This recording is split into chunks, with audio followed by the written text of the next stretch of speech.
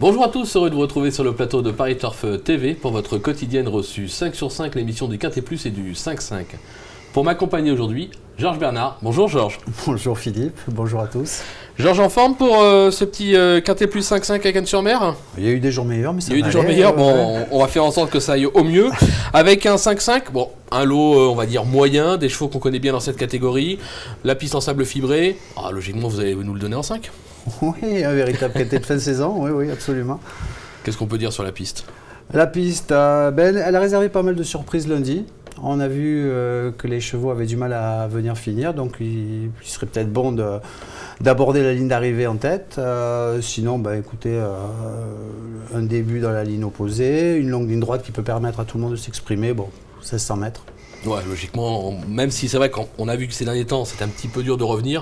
Ouais. Bon, un cheval comme Sargas, par exemple. Ou même exotique. Bon, on va en reparler. Justement, on va voir votre sélection. On écoute vos 8. Alors, j'ai choisi en 1 exotique, l'As, le 5 Chop Suave, le 3 Nordic Truth, le 6 Sargas, le 11 Moonlight Gambler, le 15 Cara d'Argent, le 8 Magic Zen et le 10 Shiprock. Ok, alors concernant votre favori, l'As exotique, c'est un cheval qui vient de montrer sa forme en s'imposant à Marseille Vivo. Le poids vous inquiète pas? Non, pas tellement finalement, parce que c'est une Kazakh en forme, entraînement en forme, jockey en forme, la trilogie complète. C'est un cheval à qui on va mettre les œillères australiennes pour la première fois. On parlait tout à l'heure du mal, de certains chevaux qui avaient du mal à terminer sur la longue ligne droite de Cannes-sur-Mer. Moi, je pense que ça peut l'aider. Il vient de gagner une course à condition. Bon, il a donné la course, il est parti à 16 pour 10 ce jour-là. C'était bien dans le Quintet du 16 janvier sur le gazon. C'est un peu le Quintet de référence, on le verra par la suite. Moi, je pense qu'il sera encore mieux sur la PSF. Moi, j'ai confiance. Je pense que les feux sont verts. On va vous suivre, vous m'avez convaincu. On va le jouer. Même si j'ai peur de mon second. Oui, justement, le second, le numéro 5, Chop Suave. Cheval 4e de cette course en 2014. Ouais. Et même 3e en 2013, tout près. Même 3e, donc voilà, confirmé dans cette épreuve. Il vient justement de se classer, on parlait de 3e, dans un Quintet plus 5-5 à Cagnes. La même ligne. Voilà, absolument. Incontournable. Alors, ça sera sans doute le favori. Je l'ai mis en 2, écoutez, parce que j'aime beaucoup Exotique. En lisant Stato, le confrère de chez Stato, je me suis aperçu que le favori n'avait pas trop de réussite dans cette épreuve. Souhaitons que ça change. Voilà. Oui, l'écurie de Nicolas Collery, en pleine forme aussi. Je pense que l'entraînement est très chaud, on le verra par la suite. Ouais. Alors, par contre, l'année dernière, oui, on avait fait une préparation en le faisant courir à Pau, où il avait remporté à chaque fois son épreuve. Cette année, on a changé un peu le fusil d'épaule, préparation à Cagnes. Moi, je pense que ça sera un peu la course visée. Ouais, c'est pas plus mal, je pense, que ça évite les voyages. Justement, on va voir ce qu'en pense Nicolas Collery, puisque Alim Bouakaz est allé à sa rencontre. C'est le moment de notre minute terrain.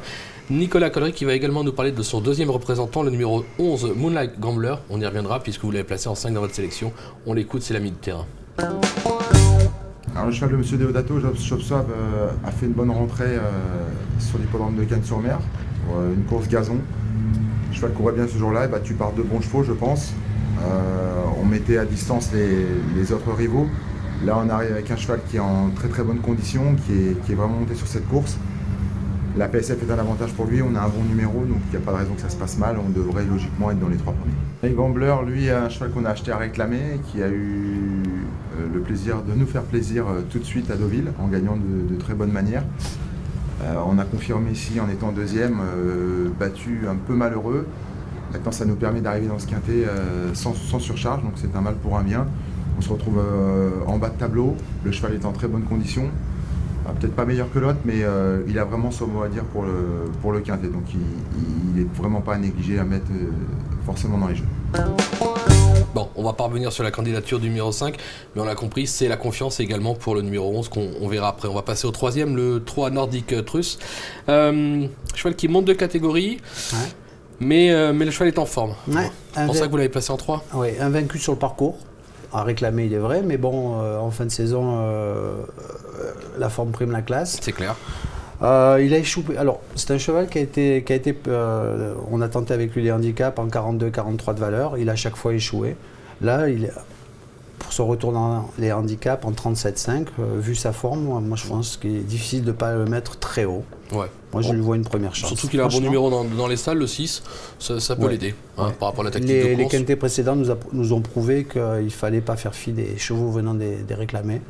Donc moi je lui vois une très bonne chance. D'accord. On va s'en méfier, on va vous faire confiance. En 4e position, le numéro 6, Sargas, une femelle. 100% de réussite sur ce parcours. 3 accessites, pas de victoire. Bon, bah logique, on peut pas l'écarter, Sargas. Son 37e quintet. Ouais. Bon, elle n'a plus gagné depuis longtemps. Je pense que pour la gagne, ça risque d'être difficile, mais une place dans ses cordes. Elle a hérité du numéro 12 dans les stalles. Je pense que c'est pas un handicap en soi, non, absolument pas. Stéphane Maillot. C'est pas Sébastien Maillot. Stéphane. La connaît bien, c'est Louis Bardot. Elle adore le sable. Maintenant, à cet âge-là, c'est souvent dans la tête, quoi. Je pense que si elle est bien disposée à 9 ans, elle aussi, elle a sa place à l'arrivée. Ouais, il faut s'en méfier. Elle est confirmée, c'est une véritable rente dans cette catégorie. Elle s'était classée 2e de cette même épreuve en 2014. Donc voilà. Et le 12, ça va même être un avantage parce que c'est une attentiste. Hein. Elle va pas devant. Donc il suffirait de l'éliminer pour qu'elle vienne terminer 4e ou 5e. Mais c'est en général ce qui se passe. Hein. Tous les pronostiqueurs, par expérience, au moment où on enlève Sargas, c'était l'arrivée. Le jour où on la met, elle n'est pas là. Donc à voir, à suivre. Et on va maintenant revenir sur le numéro 11. Nicolas Collery en parlait tout à l'heure. Moonlight Gambler. Au top cet hiver. Faut s'en méfier, on l'aura compris. Hein. Il est peut-être pas meilleur que Chopswell, mais attention quand même. Hein. Oui, c'est un cheval qui est efficace sur le sable, sur la distance. Il va découvrir le parcours, par contre, mais bon, ça ne sera pas un handicap. Lui aussi, il semble surfer sur la vague Collery, un entraînement plus qu'en forme. Irréprochable depuis de nombreuses semaines, je vois pas, on n'a rien à lui reprocher. Apparemment, l'entraînement est un peu moins chaud que pour Chop Suave, mais bon, il vient de prouver qu'il était compétitif en 33,5 de valeur. Il n'est jamais sorti du podium lors de ses 3 plus récentes courses sur le sable. Lui aussi, voilà, c'est un placé possible. Il y en a d'autres. Au papier, à ce point-là, oui, voilà. Après, on va le répéter, la course est quand même très très ouverte derrière. On a des bases qui semblent assez solides. Voilà. De belles bases, 5, moi je serais vraiment déçu si les deux n'étaient pas. Deux bases solides. Après, derrière, bon, c'est un peu chacun les siens. On se fait plaisir. Mais bon, c'est vrai que le numéro 3 et le numéro 11, bon, Sargas, c'est encore à part. Il faut s'en méfier parce que ça peut être marrant. Et le 11 peut amener une petite cote à l'arrivée de ce 5-5. Ouais. Georges, merci pour toutes ces informations. Non, merci à vous. Bonjour à tous et à très vite sur le plateau de Paris Turf TV. Au revoir. Merci.